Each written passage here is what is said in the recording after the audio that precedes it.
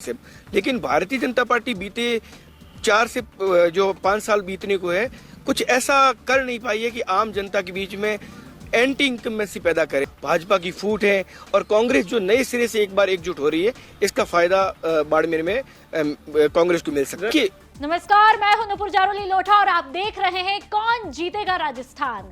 कौन जीतेगा राजस्थान में आज बात करेंगे बाड़मेर जिले की। जी हां, पश्चिम का सिंहद्वार कहे जाने वाले बाड़मेर जिले की राजनीति की धमक देश भर में मानी जाती है।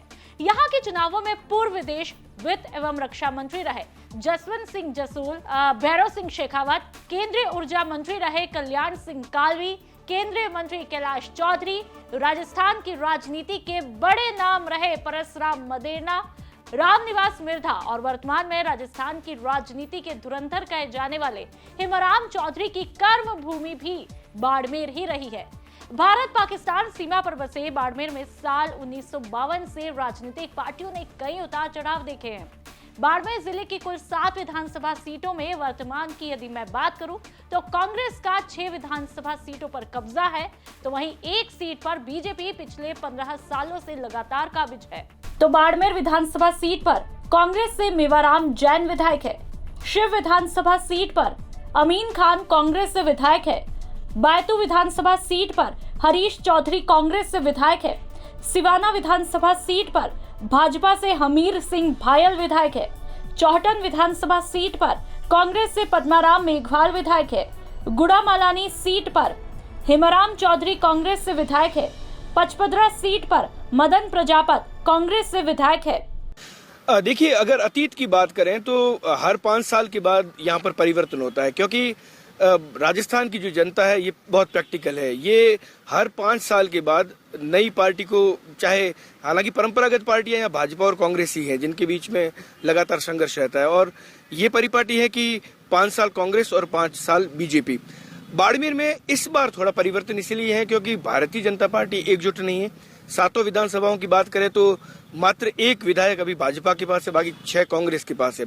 लेकिन भारतीय जनता पार्टी बीते 4 से जो 5 साल बीतने को है, कुछ ऐसा कर नहीं पाई है कि आम जनता के बीच में एंटी इनकम्बेंसी पैदा करे गहलोत सरकार के खिलाफ। गहलोत सरकार ने जिस तरीके से नई नई स्कीम्स लॉन्च की है, उससे लोगों का जो जुड़ाव है वो लगातार उनके साथ बढ़ रहा है। और दूसरी तरफ अगर भारतीय जनता पार्टी की बात करें तो वहां पर दावेदारों की संख्या भी, फहरिस्त बहुत लंबी चौड़ी है, और साथ ही साथ आपसी फूट जो है वो यहाँ पर जबरदस्त हावी है। ये परिवर्तन बहुत बड़ा हुआ, 2014 से परिवर्तन हुआ, जो 2018 में आते आते बहुत चौड़े आ गया। यहाँ पर जसवंत सिंह की टिकट कटने के बाद परंपरागत राजपूत वोट बैंक पूरी तरीके से भारतीय जनता पार्टी से अलग हो गया। वापस उसको जोड़ने के लिए भाजपा ने उसी जाति का जिलाध्यक्ष भी बनाया है, लेकिन उस जिलाध्यक्ष की भी खास कोई प्रभाव अभी तक देखने को मिला नहीं है। ऐसे में ये कहा जा सकता है कि चुनौती अभी तक भाजपा के सामने खत्म नहीं हुई, और जो बार बार रिपीट होने का दावा कांग्रेस कर रही है, वो कहीं न कहीं लगता है कि इस बार संभवतः ऐसा हो सकता है कि जो स्कीम्स है, जो भाजपा की फूट है और कांग्रेस जो नए सिरे से एक बार एकजुट हो रही है, इसका फायदा बाड़मेर में कांग्रेस को मिल सकता है। कि बाड़मेर ही नहीं, पश्चिमी राजस्थान एक बहुत बड़ा जातिवाद वोट बैंक आधारित क्षेत्र है, जहां पर जाति के आधार पर यहाँ पर लोगों को चुना जाता है, और बाड़मेर इससे अछूता नहीं है। यहाँ पर व्यक्ति को देखकर वोट बाड़मेर विधानसभा या 1-2 दूसरी विधानसभा है उनको है, बाकी सारी की सारी जातिगत जो समीकरण है उसी के आधार पर सब कुछ होता है। इस बार आरएलपी जो है वो एक बहुत बड़ा वोट बैंक इधर उधर कर सकती है। देखिए, आरएलपी एक बहुत जबरदस्त प्रचलित पार्टी है, खासकर बाड़मेर में। बाड़मेर में 2018 के जो चुनाव थे उसमें चाहे सिवाना की बात करें, चाहे बैतू की बात करें, चाहे शिव की बात करें, गुड़ामालानी की बात करें या फिर चौहटन की बात करें, एक बहुत बड़ा वोट प्रतिशत यहाँ पर आरएलपी ले गई है। और निश्चित तौर पर इस बार भी प्रभाव पड़ेगा, क्योंकि बैतू जैसे इलाके में राष्ट्रीय लोकतांत्रिक पार्टी हनुमान बेनीवाल खुद एक बहुत बड़ा ऑपरेशन चलाए हुए हैं, और उनका एकमात्र उद्देश्य यही है कि बाड़मेर से ज्यादा सीट किस तरीके से निकाली जाए। तो आरएलपी यहाँ पर भाजपा को बहुत बड़ा नुकसान दे सकती है। ये मैं जिक्र करूंगा जाट कम्युनिटी, मोमडन और ST/SC। राजपूत वोट बैंक जो है वो सीमित है, लेकिन ये वोट बैंक वृहद है, और इसका जिस तरफ पलड़ा रहेगा वो निश्चित तौर पर बहुत फायदे में रहेगा। और ऐसा लग रहा है इस बार कि भारतीय जनता पार्टी इन तीनों जातियों को, जो मेजर कास्ट है, इनको अभी तक न तो अपने साथ जोड़ पाई है, और न ही ऐसा लगता है कि वर्तमान जो कांग्रेस की जो फूट की बात, अगर बाड़मेर जिले की सातों विधानसभा क्षेत्र का मिजाज और मानस देखें तो सभी जगह के मतदाताओं का मिजाज यहाँ पर अलग अलग है। जिले की बाड़मेर विधानसभा सीट से अब तक हुए सभी विधानसभा चुनावों में बीजेपी महज एक बार ही अपना खाता खोल पाई है, तो वही बायतू के अब तक के 3 विधानसभा चुनावों में कांग्रेस को 2 बार और बीजेपी को 1 बार जीत हासिल हुई है। जिले भर में किसी भी राजनीतिक पार्टी से सबसे ज्यादा यानी कि 9 बार टिकट लाने का रिकॉर्ड शिव विधायक अमीन खान के नाम है। तो वहीं नागौर के बाद हनुमान बेनीवाल की राष्ट्रीय लोकतांत्रिक पार्टी का जनाधार अगर कहीं पर देखने को मिलता है तो वह बाड़मेर जिला ही है। पिछले विधानसभा चुनाव में आरएलपी ने बाड़मेर जिले की बायतू, शिव, चौहटन और सिवाना में अपना जबरदस्त यहां पर जनाधार भी साबित किया था। बाड़मेर जिले के जातिगत समीकरणों को समझ लेते हैं। बाड़मेर विधानसभा में जाट, SC, ST, राजपूत और मुस्लिम का दबदबा है। बायतू विधानसभा सीट पर जाट, SC, ST, मुस्लिम और राजपूतों की तादाद है।